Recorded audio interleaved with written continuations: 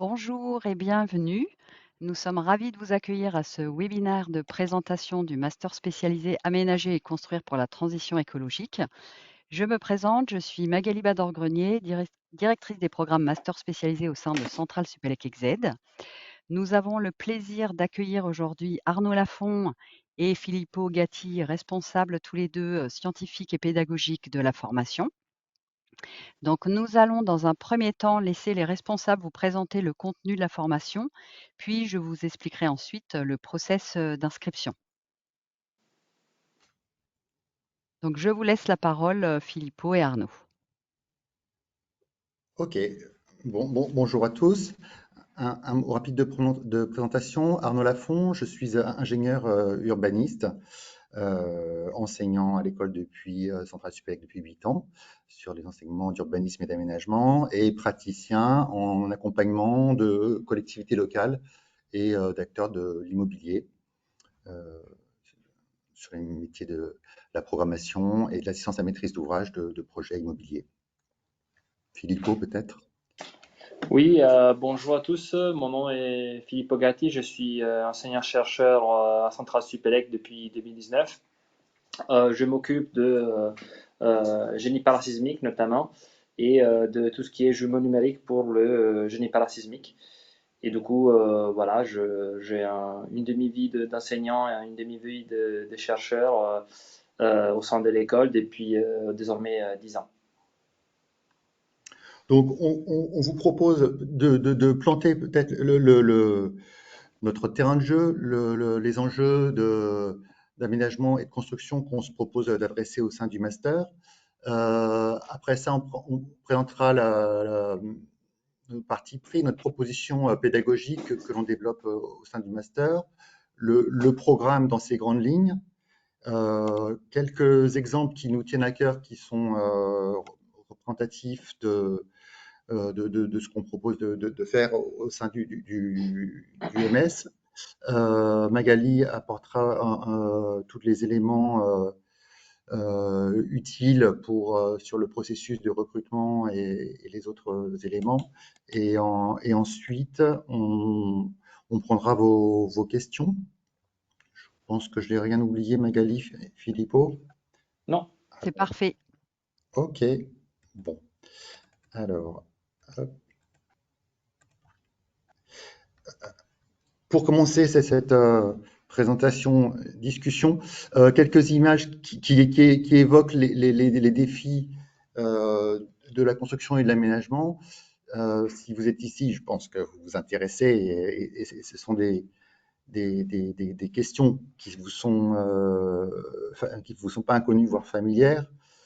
Le premier point, bien sûr, qui nous occupe, nous préoccupe, c'est le développement du fait urbain. Vous savez sans doute que sur l'échelle de la planète, il est attendu un développement très considérable des territoires urbanisés, de manière très différente, bien sûr, selon les zones dans le monde, mais globalement une très forte progression dans les 10, 20, 30 prochaines années.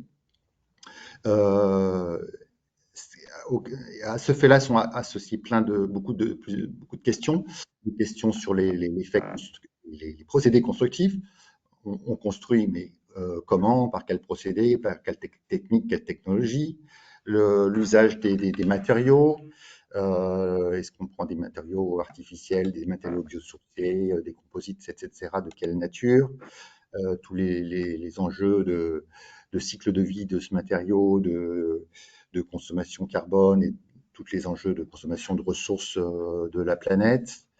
Et au-delà de l'acte de construire et de ces manières de faire, tout un champ de questions liées à l'aménagement, à l'urbanisme. On construit, mais pour quels besoins, quels usages, quels processus sociaux sur les territoires. Moi, j'aime bien la photo du bas qui montre la frontière entre l'espace naturel et on imagine une ville, une proto-ville qui va sans doute muter. Et comment va évoluer cette frontière et ces deux zones sur laquelle l'interaction. les questions de l'énergie, les questions des mobilités, bien sûr, qui sont toujours corrélées à l'implantation humaine sur un territoire. Donc voilà, donc cet ensemble de questions et leurs relations, surtout, que l'on essaye d'adresser au sein du MS Act. Alors, sur cette question de construire, de construire des villes, que faire?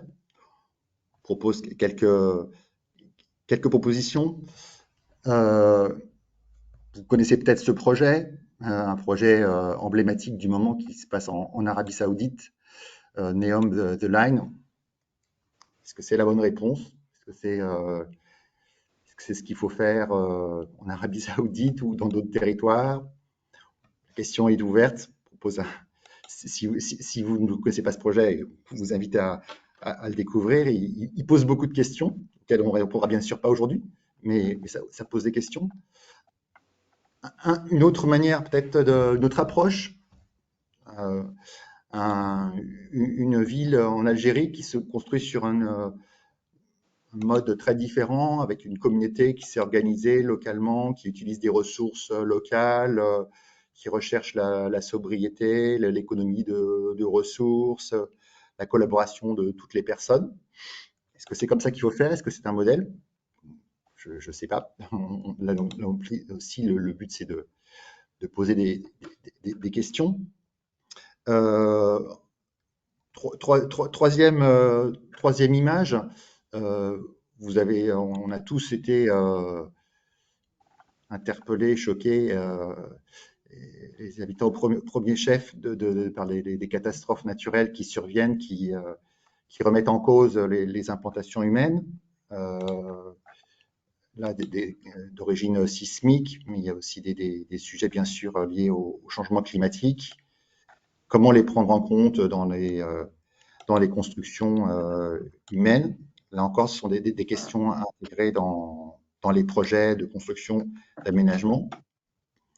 Donc, voilà, ces éclairages et ces photos pour interpeller, pour poser les questions, attirer l'attention sur le fait qu'elles sont toutes liées les unes aux autres. Et vers où vont les projets de la construction, les techniques? Quel est le rôle des ingénieurs ou non ingénieurs, mais des diplômés sur ces projets-là? Comment se former à ces challenges? C'est le chemin sur lequel le MS Act vous propose de vous accompagner. Comment? Le point fort et l'épine dorsale de la conception pédagogique du MS Act, c'est de cultiver une vision systémique sur sur ces enjeux, sur ces questions, pour les mettre les unes en relation avec les autres, de cultiver une approche pluridisciplinaire, avec, j'ai envie de dire, ambition quant à la compréhension des phénomènes, mais modestie aussi sur la formulation des solutions, parce qu'on sait bien qu'elles sont en cours d'invention et qu'il n'y a pas de solution magique, sinon ça serait sans doute, il n'y aurait plus de problème. Donc, comment former des gens à affronter ces questions qui sont émergentes, qui se posent, qui évoluent chaque jour? Notre proposition, c'est de cultiver ce goût et cette compétence à l'approche systémique sur ces enjeux, en les intégrant dans des projets, sur des situations, sur des cas. Pour le formuler autrement, l'école Centrale Supélec, bien sûr, c'est une vieille école de formation d'ingénieurs, mais qui s'adapte, qui mute, qui s'adapte à la transition et qui quelque part, dont le regard sur la technologie évolue. Et c'est quelque chose qu'on cherche particulièrement à cultiver au sein du MS Act. On cherche à à développer comme compétence, c'est la capacité à faire émerger des solutions locales, contextuelles, qui sont relatives à un terrain, dans le sens où on ne va pas construire de la même manière si on est au centre de Paris ou si on est en Afrique,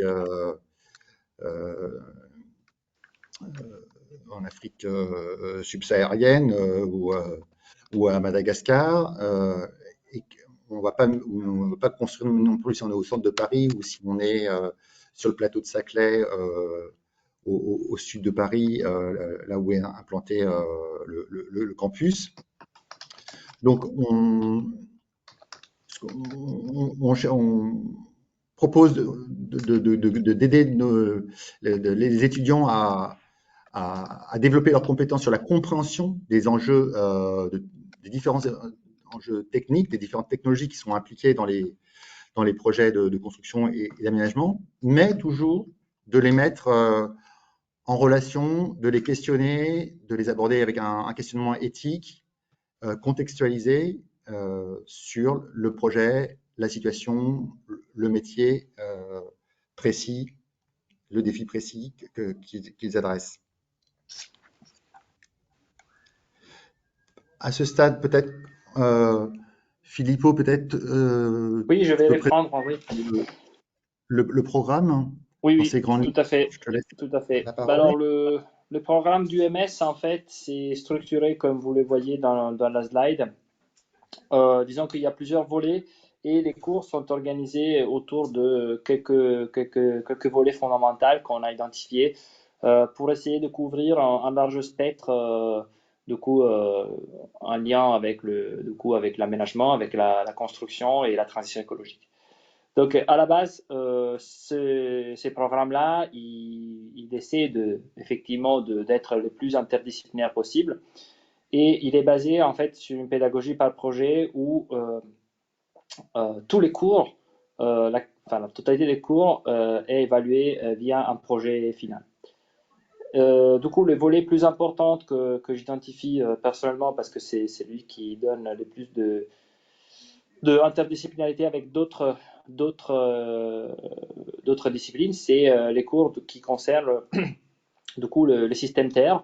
Donc c'est un cours qui porte sur l'analyse de la géosphère, biosphère, atmosphère et hydrosphère, et en lien avec les changements climatiques.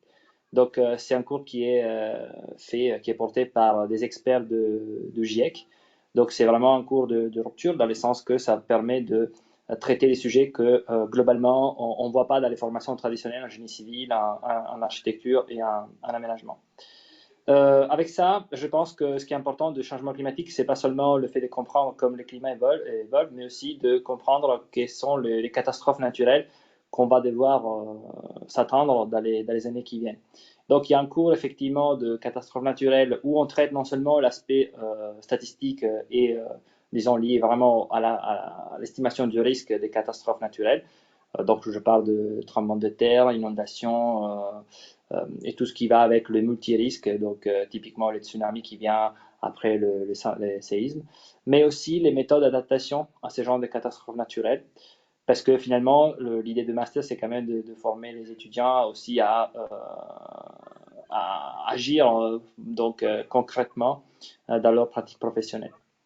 Par la suite, on a effectivement, pour conclure avec cette premier volet, c'est les aspects liés à l'ingénierie de l'environnement. L'ingénierie de l'environnement, effectivement, ça permet de donner du coup des exemples de pollution de la géosphère, de la biosphère, de l'hydrosphère, ainsi que les méthodes nécessaires pour du coup dépolluer ou réduire la contamination de ces milieux. Voilà, donc ça c'est les premiers volets concernant vraiment les changements climatiques, les catastrophes naturelles et la pollution. Ensuite, on a plutôt tout ce qui est lié effectivement à la construction au sens propre, donc PGC, qui est un cours assez classique en génie civil, procédé construction, qui est par contre comment dire, traité ou en tout cas réformulé avec un regard plutôt lié à la transition écologique et la transition énergétique. Et aussi effectivement le cours jumeau qui s'appelle analyse de cycle de vie, qui est effectivement les cours qui permet au sein du domaine de la construction et de l'architecture de voir comment on peut mettre en pratique tout ce qui sont les nouvelles méthodes de construction durable et d'analyse de cycle de vie pour ne plus penser aux constructions comme des ouvrages que à la fin de leur vie nominale valent plus rien, mais effectivement à se projeter dans le futur pour pouvoir réemployer ce qu'on a déjà, à la fois les matériaux, mais aussi les constructions qui existent déjà, et prévoir vraiment tout le cycle de vie de l'infrastructure.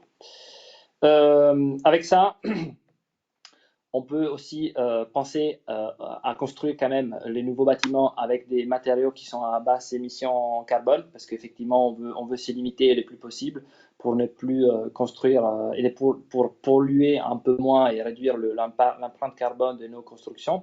Donc, c'est pour ça qu'il y a effectivement un troisième cours qui fait toujours partie de ces volets-là, où on traite les aspects matériaux de la construction à basse émission carbone, à basse émission CO2. Et je veux bien y ajouter aussi à ces volets-là, même si bon, c'est un peu à nouveau un cours assez interdisciplinaire, c'est tous les aspects liés à la digitalisation de la construction, donc aux smart constructions et aux jumeaux numériques qui sont de plus en plus utilisés dans la pratique courante et pour concevoir un bâtiment, le monitorer en temps réel et essayer d'établir non seulement une estimation de la vie ultime du bâtiment, mais aussi de son état de santé et de son fonctionnement au cours des années de la vie nominale. Je pense que j'ai peut-être plus ou moins fait les tours. Ouais. On a quand même un gros volet qui est lié à tout ce qui est aménagement. Donc, c'est à la fois ce qu'on appelle système ville, parce que effectivement la ville va devoir être comment dire revisiter le concept de ville comme un système avec plusieurs sous-modules qui interagissent entre eux. Et du coup, ça sera effectivement un cours où on se concentre sur la conception de nouvelles villes dans des cadres aussi assez de changement climatique, donc typiquement avec des conditions initiales qui changent parce que effectivement on nous a amené à construire des quartiers à la fois dans des régions où, par exemple, il n'y a plus le même niveau de nappe phréatique qu'il y avait il y a 50 ans, ou parce qu'il y a de la désertification qui avance, ou typiquement parce que la température au sol va augmenter, donc il faut prévoir aussi des îlots de la verdure, des zones de parcs pour éviter effectivement les îlots de chaleur. Et ceci va aussi avec, ça s'inscrit dans les mêmes volets, les cours de mobilité et infrastructure, de transport, parce que les villes doivent être connectées entre elles. Et donc, c'est nécessaire aussi de repenser un peu tout le système de transport, à la fois les systèmes de transport urbains et les systèmes de transport interurbains. Donc, non seulement voilà, au niveau local, mais aussi au niveau, par exemple, de nouvelles lignes TGV, les trains de nuit, etc. Donc effectivement, tout ça, ça a quoi faire. Il faut essayer de construire aussi des infrastructures de transport d'une façon que non seulement puissent respecter les communautés, que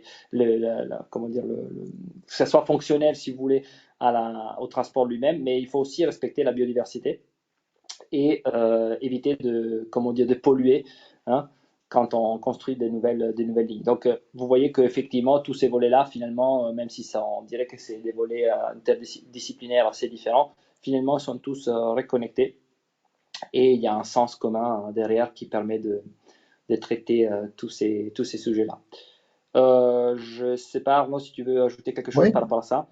Je voulais ajouter un mot sur les modalités pédagogiques de ces différents modules qui sont tous un petit peu faits dans le même esprit, à savoir qu'on cherche à proposer le bon mix entre des intervenants experts, chercheurs, des professionnels expérimentés de différents horizons, qui sont j'ai envie de dire des professionnels qui viennent des majors et des modes un peu, enfin, pour connaître le,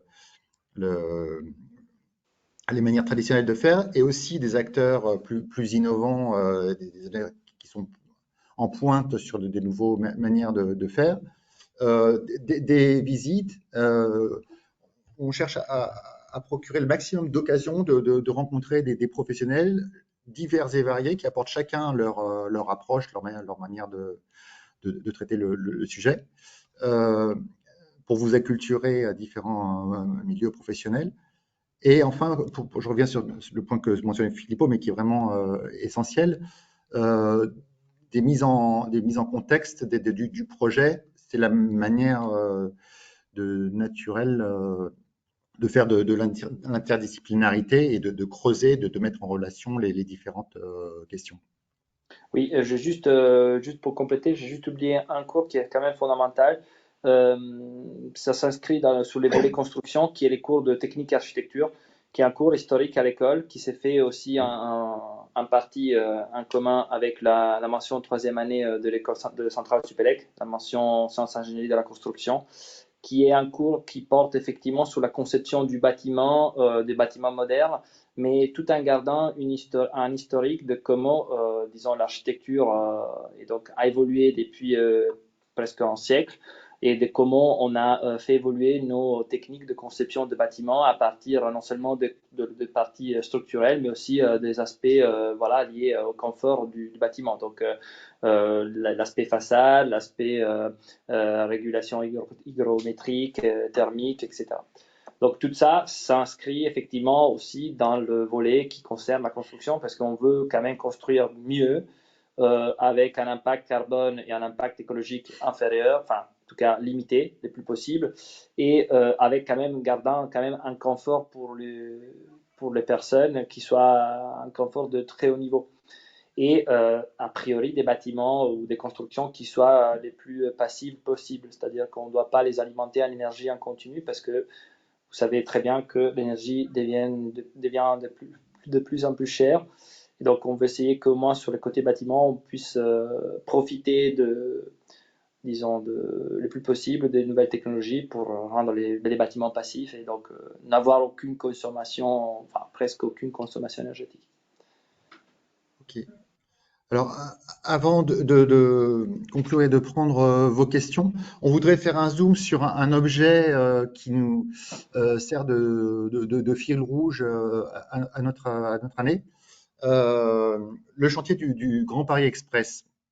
Bon, si vous êtes Île-de-France, si vous êtes familier, si vous êtes d'horizons plus lointains, peut-être moins, c'est un chantier qui est exceptionnel en Europe. C'est le premier chantier de transport en commun en zone urbaine en Europe. Et il est très intéressant, passionnant à de multiples titres. Il se trouve que nous avons la chance, en plus, d'être sur une des gares en construction de ce chantier. Donc, il s'agit d'une extension du doublement quasiment du métro parisien à l'échelle Île-de-France. Et voilà un exemple d'activités qui ont parsemé cette année, certaines qui sont encore en cours, pour montrer que ce chantier est l'occasion, en l'observant, en analysant, en rencontrant différents types d'acteurs, différents intervenants sur ce projet, de parcourir toutes les questions qui se posent, ou en tout cas beaucoup de questions qui se posent sur un territoire donné, territoire, j'ai envie de dire, sur lequel on est particulièrement légitime pour s'arrêter et à étudier, puisqu'on y habite, on y travaille, on y étudie. On est donc au sud, pardon, à l'université Paris-Saclay. On a une expertise d'usage, comme on dit, sur ce territoire. Et c'est un territoire agricole à l'origine, donc ça pose plein de questions. Est-ce que c'est utile? Pourquoi faire arriver un métro sur ce territoire? Comment fixer les limites entre l'urbanisation, les terres agricoles, quels procédés techniques utiliser. Donc, qu'en pensent les acteurs de ce territoire? Ça fait partie des choses qu'on a étudiées. On a rencontré des acteurs des établissements, des aménageurs qui sont traversés par cette infrastructure de mobilité qu'est le métro. On a rencontré bien sûr des constructeurs, la SGP, anciennement Société du Grand Paris, maintenant Société des Grands Projets. On s'est intéressé à l'histoire de ce projet pour comprendre d'où il arrive, quelle est son histoire, quel processus sociaux, quelle dynamique territoriale il implique et auquel il est relié. On a visité des quartiers qui sont en cours de construction. Alors certains sont qualifiés d'éco-quartiers. Qu'est-ce que ça veut dire? Derrière le label, est-ce que c'est du greenwashing ou quelle est la réalité? Je ne vais pas répondre à la question parce que il y a sans doute plusieurs réponses et puis ça prendrait du temps. On a eu également l'occasion, lors de l'année commence par un voyage d'études qui est commun avec les élèves ingénieurs de la section de la dominante sciences et ingénierie de la construction, qui s'était passé cette année à Toulouse. Chaque année, c'est dans une ville différente. Il se trouve qu'à Toulouse, il y a aussi un métro qui est en construction. Donc, c'était très intéressant de faire le parallèle entre ces deux situations de projet. Il y a des points communs et puis il y a des choses très différentes. Dans les deux cas, on parle d'un métro, mais les territoires sont différents avec plein de paramètres de réalité différentes. Donc, c'est intéressant de mettre les deux en regard. Voilà, donc un exemple présenté rapidement, mais qui nous semble très emblématique. Filippo parlait de mobilité, voilà une infrastructure de mobilité qui déclenche des projets de construction avec plein d'impacts sur les territoires qui sont traversés. Donc c'est une formidable occasion pour s'intéresser à ces questions-là. Et après, je pense que les regards de chaque étudiant aussi sont différents parce que chacun a ses focales propres, ses sujets d'intérêt spécifiques. On peut s'intéresser à la mobilité, à l'écologie, à la construction, aux nouveaux matériaux, etc. etc. Donc, c'est vraiment une situation exceptionnelle et qui est passionnante à observer, à analyser, à décortiquer, à faire des projets aussi. Parmi les modules, il y a qui sert de fil rouge de l'année, il y a les étudiants travaillent sur un projet en équipe de 3, 4, 5 maximum. Certains de ces projets portent sur des parties du Grand Paris Express. Voilà, je crois que je vais m'arrêter là. Je pense avoir, sauf si Filippo, tu as quelque chose en tête que j'aurais oublié.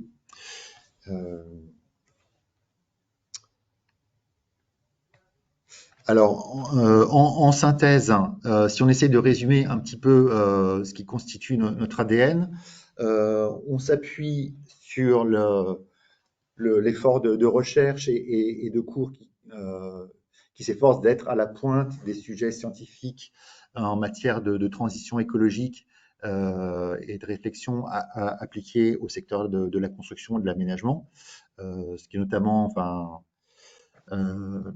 réuni sous un programme qui s'appelle ALLCAN au sein de l'Université Paris-Saclay, sur lequel Centrale Supélec est un pilier de développement. On s'appuie aussi sur l'histoire de Centrale Supélec, qui a la chance d'avoir travaillé les sujets de construction depuis le début. Là, il y a quelques figures emblématiques parmi les alumni. Alors, évidemment, est-ce que ce sont des modèles? C'est peut-être pas le terme. On va pas refaire la même chose que ses illustres prédécesseurs, mais ça donne de l'inspiration, ça aide quelque part à prendre confiance, à donner peut-être le goût de l'audace, de l'ambition. On a la chance d'avoir un patrimoine qui est assez exceptionnel. Et puis, troisième pilier, le territoire sur lequel nous nous trouvons, le campus de l'Université Paris-Saclay. on l'évoquait tout à l'heure, là, qui est traversée par la ligne 18, qui est donc au cœur d'un point névralgique des grands projets de France et d'Île-de-France. Donc c'est un matériau passionnant qui pose plein de questions. Est-ce que c'est toujours pareil? Est-ce que c'est un modèle par modèle? La réponse est complexe, mais en tout cas, ça donne un matériau extraordinaire pour réfléchir. Et puis, l'école a développé depuis de nombreuses années tout un panel de partenaires divers, des partenaires industriels, des collectivités locales, ce qui permet à des liens privilégiés qui constituent des témoignages, des prises avec le réel, de l'acculturation pour nos étudiants, des opportunités pour les stages, pour l'emploi, bien sûr, derrière. Voilà, donc toutes les. Je crois que ça résume bien ce qui compose les fondamentaux du MS Act. Merci Arnaud, Alors, merci Filippo. je passe la parole à Magali. Oui, c'est gentil. Puis de toute façon, il y aura certainement des questions, donc on vous réentendra à nouveau. Donc, je voulais donner quelques informations complémentaires. Vous dire que cette formation est en full-time, hein, c'est-à-dire qu'il y a 6 mois de cours académiques donc sur le campus de Paris-Saclay et 6 mois de mission en entreprise. Donc, la mission en entreprise, elle peut être faite sous différentes formes, soit par un stage, par le biais d'un stage, un CDD ou un CDI. Donc, les cours se réaliseront tous sur le campus de Paris-Saclay.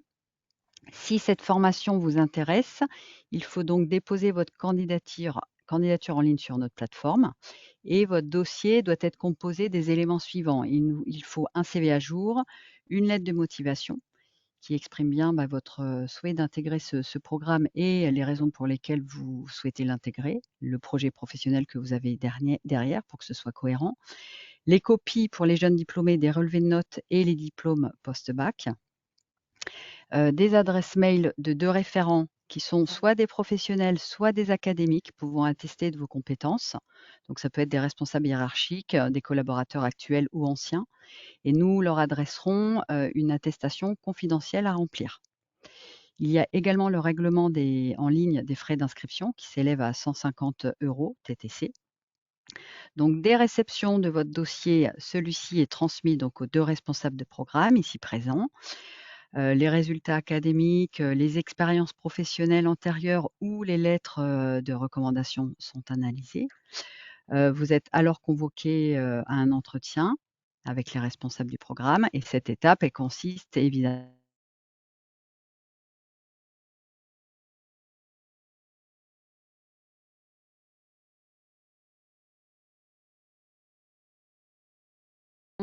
à nous retourner sous 3 semaines et ce retour permet de garantir votre place. On vous demande également de nous verser un acompte de 1 500 €. Donc mon rôle aujourd'hui, c'est de vous accompagner en amont sur la prise d'informations et sur l'éligibilité de votre candidature. Pour ce faire, vous avez la possibilité, je sais que certains sont présents, ce soir, on s'est déjà, entendus. Vous avez la possibilité de prendre rendez-vous avec moi en allant sur le site et en choisissant le jour et l'heure qui vous convient le mieux, pour qu'on puisse, échanger. Donc concernant oui merci Arnaud, tu avais passé, sur les modalités de financement. Vous avez la possibilité, que ce soit jeune diplômé ou demandeur d'emploi, bah, il y a pas, aujourd'hui d'alternance possible sur ce programme, donc vous n'avez pas la possibilité d'être accompagné par une entreprise pour ces 2 typologies de participants. En revanche, il y a une déduction fiscale qui est possible lorsque, vous financez, seul, la formation. Et pour les salariés, vous avez, la possibilité, si vous le faites dans le cadre de votre, entreprise, de bénéficier, si votre entreprise le souhaite, du plan de développement des compétences et donc d'être accompagné par, l'équipe, formation et l'équipe RH. Et sans entreprise, si l'entreprise ne souhaite pas participer, c'est également un financement personnel avec une déduction fiscale possible. Voilà.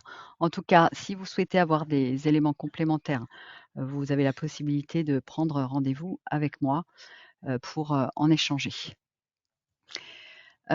Peut-être que, voilà, vous avez également, merci Arnaud, vous avez également la possibilité de contacter les ambassadeurs qui sont dans le programme aujourd'hui, donc Patrick, Corentin ou Makram, qui ont tous les 3 des profils très différents, hein, je ne dis pas de bêtises, Arnaud et Filippo. Oui, Donc Makram a un profil, je vais peut-être vous laisser Architecte. ouais, expliquer leur profil, ce sera peut-être plus simple. Oui, bah, en fait, c'est un architecte, Makram, euh, qui vient d'ailleurs du Liban. Corentin, il est un ingénieur avec une expérience plutôt en France. Et Patrick, c'est aussi un ingénieur civil, mais qui vient d'Afrique. Donc, en fait, il a plutôt un ouais, parcours international aussi. Donc, oui, vous verrez qu'effectivement, le parcours des étudiants, ils sont assez variés, ce qui fait la force de ces masters parce qu'on mélange à la fois 3 cultures différentes, aménagement, architecture et ingénierie. Et aussi, c'est un master international, donc on a des étudiants qui viennent de partout et qu'ils apportent leurs compétences, leurs connaissances préalables, leur expertise, tout leur bagage de connaissances, parce que c'est implicite, mais l'aménagement, la construction et l'architecture ne se font pas de la même façon selon la tradition du pays et selon l'endroit où on souhaite s'installer. Donc effectivement, ces mélanges de compétences, de connaissances, de culture va sûrement, et ça on l'a déjà vu cette année, enrichir comment dire, la formation elle-même, parce qu'effectivement, on va pouvoir discuter autour d'un même sujet, mais traité sur des perspectives différentes.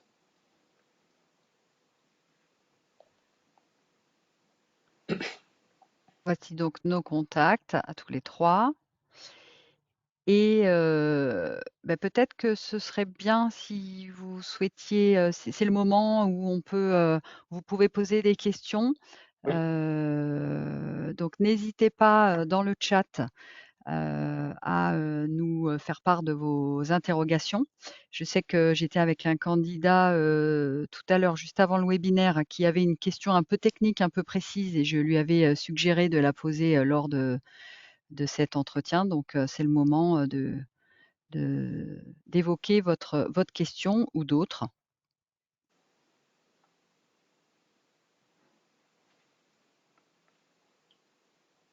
Est-ce que, en attendant les questions, Arnaud et Filippo, vous pourriez nous dire quelles sont les perspectives de carrière pour les diplômés de ce programme?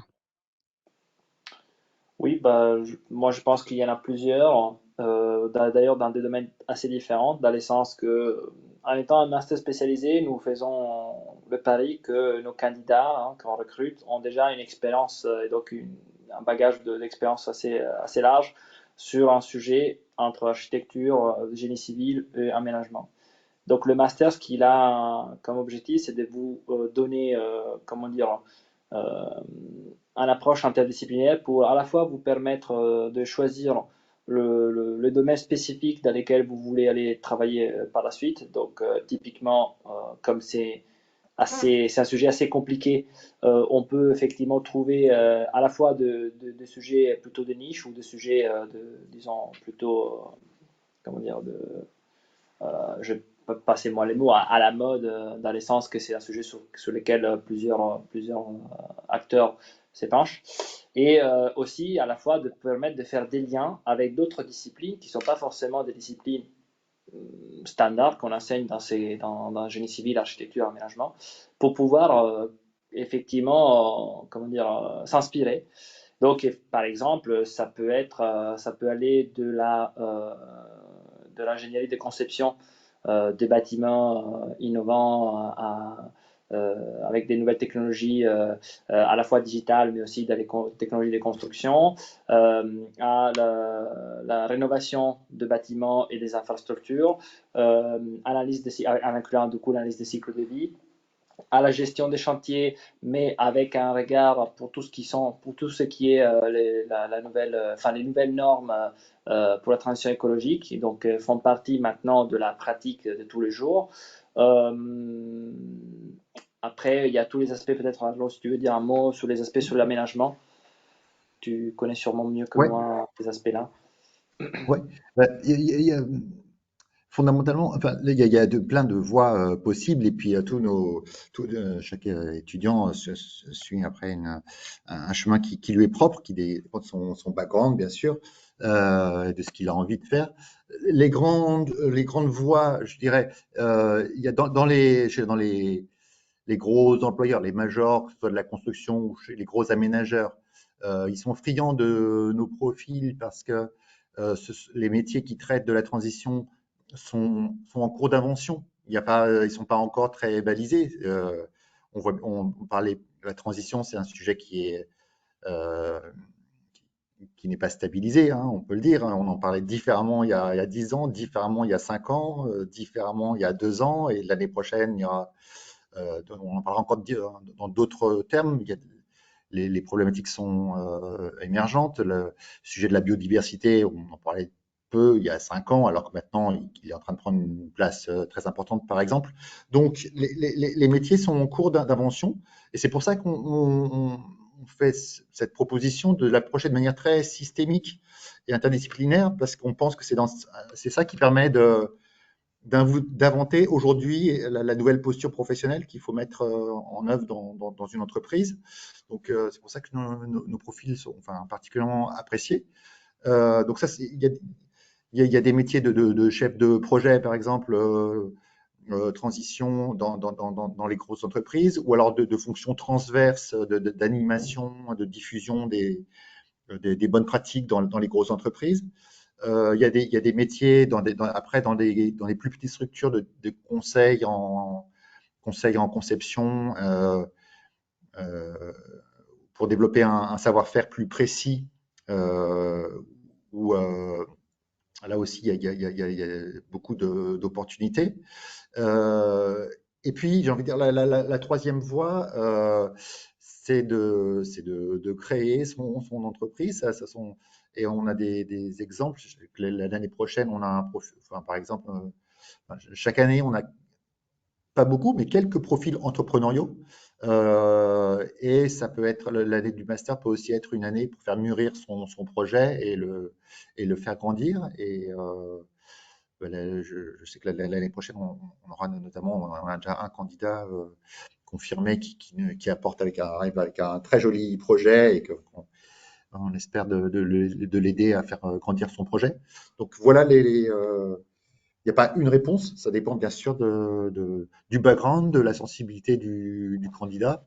Et nous, on espère lui Et offrir un si, maximum de panels, d'occasions, de rencontres pour conforter, pour développer son projet professionnel. oui, et d'ailleurs, si je peux ajouter le background de la formation, de toute formation en centrale Supélec, et il y a deux gros backgrounds. Un, c'est l'aspect généraliste, c'est-à-dire que c'est des formations assez généralistes, ce qui fait le marque de fabrique de l'école centrale Supélec. Et l'autre aspect fondamental, du coup, c'est l'aspect entrepreneuriat. Donc, c'est vrai que c'est peut-être pas évident tout de suite s'y mettre comme propre et développer une activité entrepreneuriale, mais l'école a tous les moyens pour vous aider à valoriser vos idées et à valoriser aussi votre savoir-faire si jamais vous décidez après la formation ou pendant la formation de monter un projet entrepreneurial toute seule ou avec quelqu'un d'autre. L'école a tous les moyens pour vous supporter, pour vous guider, pour vous aider effectivement à chercher à la fois des idées innovantes que vous avez, mais aussi de les valoriser, parce que c'est pas tout à fait évident. Donc, au-delà après de tous les, comment dire, de tous les possibles emplois soit auprès de nos partenaires, et vous avez vu on en a plusieurs, euh, mais aussi dans d'autres partenaires à l'international, sans aucun souci. Très bien, merci. On a des questions qui sont arrivées, Super. notamment une question sur y aurait-il dans ces différents modules des points abordant plus spécifiquement la maîtrise d'ouvrage, promotion immobilière? Je pense notamment aux relations entre promoteurs et personnes publiques, au montage d'opérations sur le plan financier et programmatique, au droit de l'urbanisme et construction. Alors oui, c'est clairement des sujets que l'on aborde. Ouais. Comme vous l'avez vu, je peux revenir un petit petit peu en arrière sur notre sujet du Grand Paris. Hop, Express, ça fait partie des acteurs que l'on a rencontrés. Oui, bien sûr, le sujet de l'aménagement, du droit de l'urbanisme, ça fait partie des questions qui sont impliquées dans tous les sujets d'aménagement. Excuse-moi, est-ce que tu peux me rappeler les termes précis de la question que j'aurais dû noter? Il y a Alors, des liens attends, avec je vais te dire.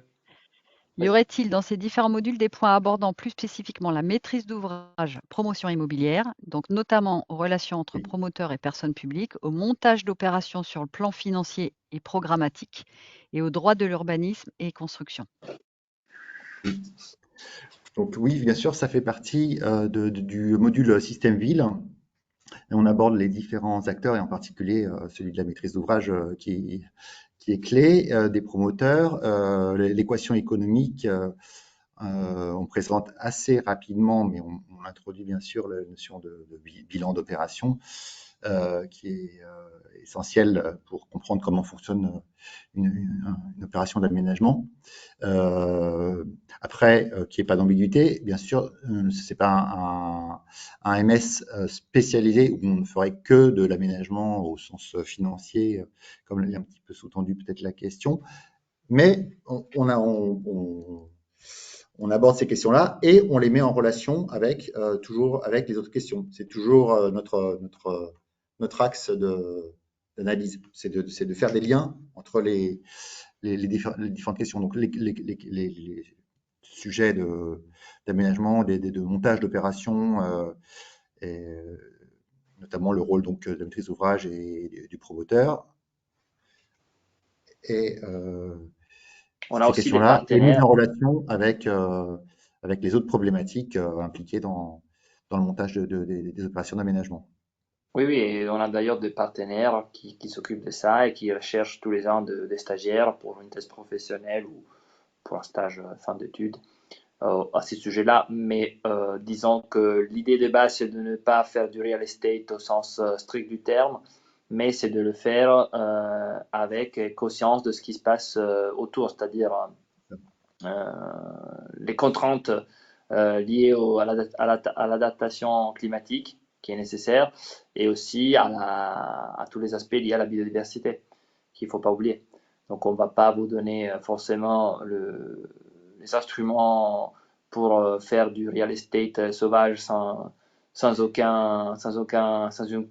aucune contrainte, mais on va vous essayer de vous guider vers des solutions qui sont effectivement en ligne avec, à la fois avec la loi, mais surtout à la fois avec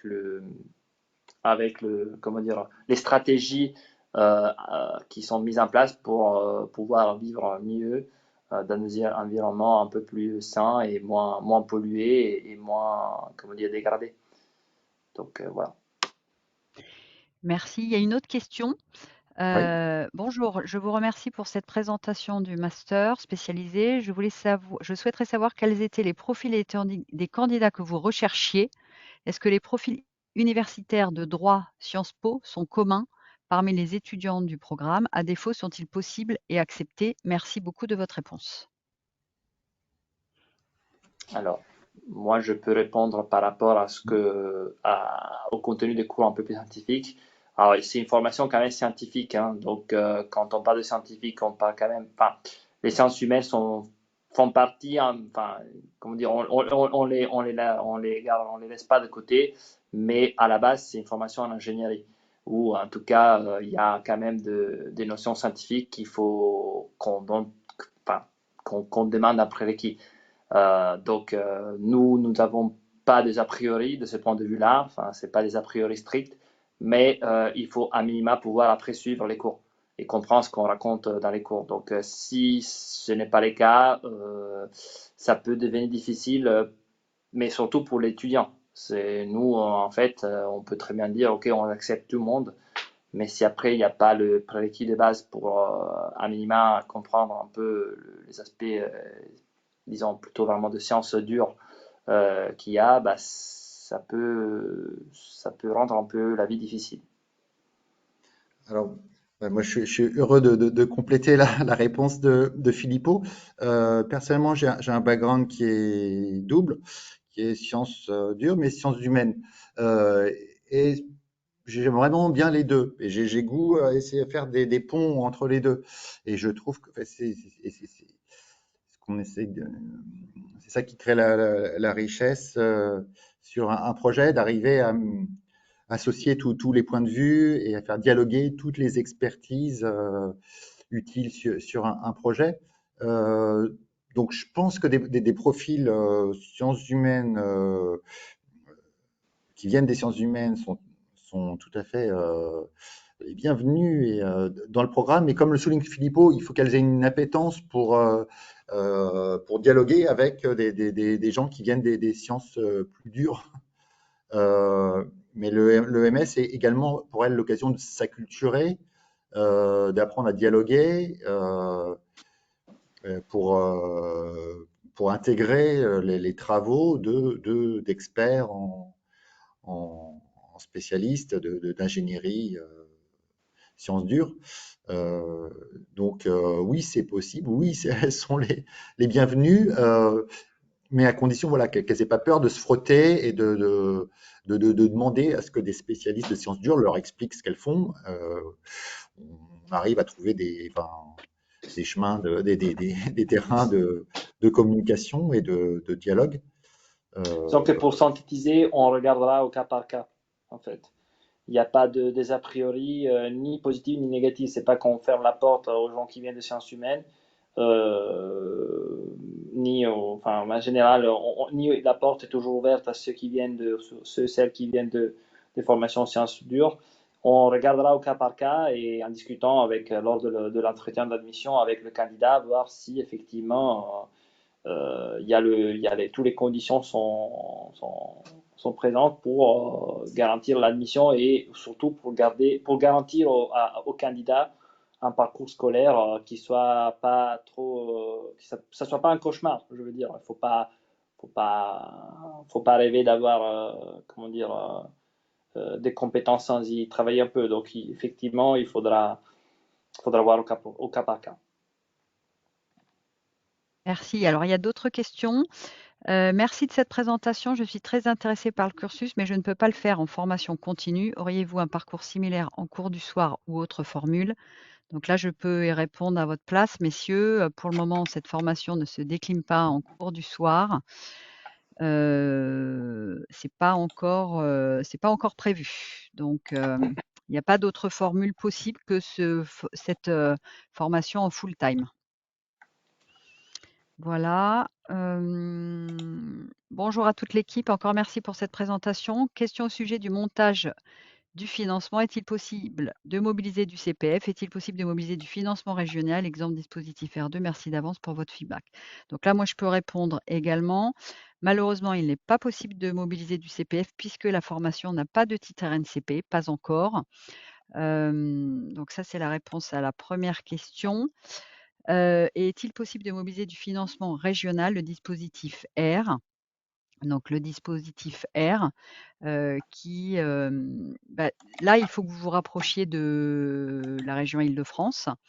C'est effectivement une aide individuelle régionale vers l'emploi qui finance, la formation. Je crois qu'il y a, d'abord, Oriane, il y a un pro enfin, vous avez accès à Oriane, Forme Pro, qui est l'application web qui recense, les formations et une fois que que vous candidatez, si la formation est référencée, vous pouvez demander à bénéficier de l'aide, à la formation, enfin, au financement R.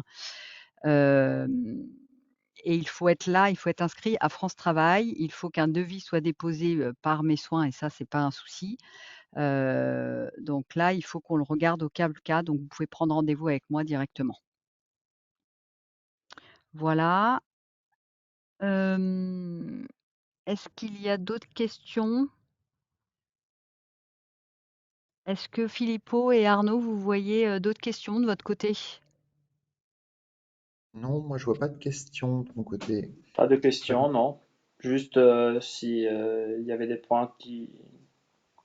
Peut-être un point de synthèse rapide hein, avant de quitter, c'est juste voilà, transversalité, interdisciplinarité sur un sujet qui est assez large, qu'on peut décliner sous différentes formes et que du coup, il faudra quelque part pouvoir revisiter dans différents domaines qui sont liés à la construction, à l'aménagement, mais avec des aspects après très très particuliers liés au territoire.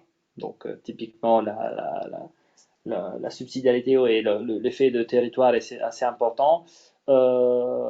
Et du coup, en plus de ça, une sorte de comment dire, approche multi et interdisciplinaire pour pouvoir tirer parti aussi des connaissances, des compétences qui viennent de d'autres domaines, pour essayer de parler un langage commun avec plusieurs experts dans plusieurs domaines que de toute façon on rencontre après dans la vie quotidienne, dans la pratique professionnelle.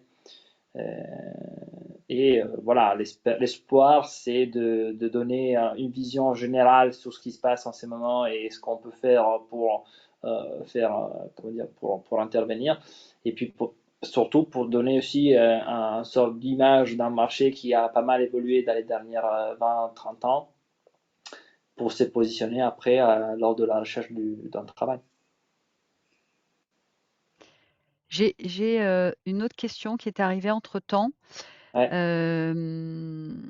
Est-ce que le master spécialisé est ouvert pour un bac+5 en finance avec 15 ans d'expérience? J'ai un projet de reconversion dans la transition écologique pour travailler dans les territoires ou pour accompagner les territoires dans l'aménagement, mobilité, urbanisme. Donc ça, c'est une première question. Après, j'en ai une deuxième. Peut-être je peux vous laisser répondre déjà Oui, à ah bah, à celle-là, mais ça nouveau, c'est rejoint la un même. peu ce que vous avez dit tout à l'heure, Oui, hein. c'est la même réponse. En fait, Oui, au cas par Ouais, cas, oui, ouais, ouais. n'hésitez pas. Il n'y Mmh, a pas de, il y a pas de, mmh. il y a pas d'a priori, sachant que voilà, c'est un master assez interdisciplinaire. Donc, à nouveau, il n'y a pas d'a priori. Simplement, on verra au cas par cas lors de l'entretien. On pourra se parler même avant. Enfin, je veux dire, on est disponible tout à fait à discuter avec chacun de ce qui, de projets professionnels à la base. Donc, liés au master. Et puis, il y a une deuxième question. Peut-on choisir le thème de son projet si en lien avec le Grand Paris? J'habite Antony, je suis très concernée par la station qui va ouvrir au sud de la ville et du projet du nouveau quartier Antony-Paul. J'aurais aimé travailler dessus. Ça, j'imagine que c'est le thème du projet. ouais, Alors, je ne sais pas si c'est le projet, oui. des 6 mois après de la mission entreprise ou Mm. le projet tout fil rouge de votre programme. Alors, Je peux pas, je je ne sais sais pas. pas, Elle mais n'a pas effectivement, précisé sa pour question. Dans le les 2 projet cas, fil rouge, voilà, au sein du programme qu'on appelle le projet Jean Muller, ce qui, nos partenaires nous proposent des projets. Donc, un projet, c'est une question, un défi, un challenge qui est posé et auquel l'équipe essaye de répondre en construisant une démarche et en faisant des propositions constructives. Et on a aussi quelques cas minoritaires, mais c'est possible et on aime bien ça, où un étudiant apporte un projet. euh, Bon, alors, mais il faut que ça aille au-delà de simplement un territoire. C'est une question qui se pose sur un territoire. Et puis, bon, bah, comment est-ce qu'on va avec qui est-ce qu'on va la travailler?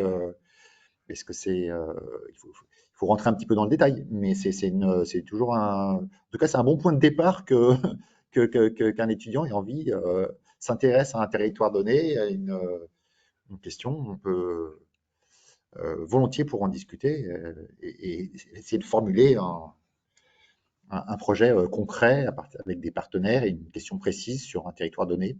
Il faut y travailler, mais oui, c'est bon, possible. en tout cas, elle vous remercie de votre réponse. Merci à elle. Et on est quasiment dans les temps. Il nous reste 37 secondes. On n'a plus de questions. Donc Bon. là, c'est parfait. Est-ce que vous voulez dire un dernier mot, Philippe ou Arnaud? Non, mais juste, vous êtes les bienvenus. Vous rapprochez à la fois à moi, à Arnaud ou à Magali Ouais, pour plus d'informations. Il n'y a aucun souci. On peut même en discuter vive voix si vous avez des questions qui vous concernent. Euh, tout à fait. voilà, c'est tout. Comme vous l'aurez compris, on aime bien faire des choses sur mesure et volontiers pour discuter avec vous, approfondir votre projet. Oui. Discutons-en. À bientôt, avec plaisir. Merci beaucoup. On reste à votre Merci. disposition. Merci Arnaud, merci Filippo. Merci à vous. Très bonne fin de journée. Merci à tous. À À bientôt. bientôt. Au revoir. Merci. Au revoir.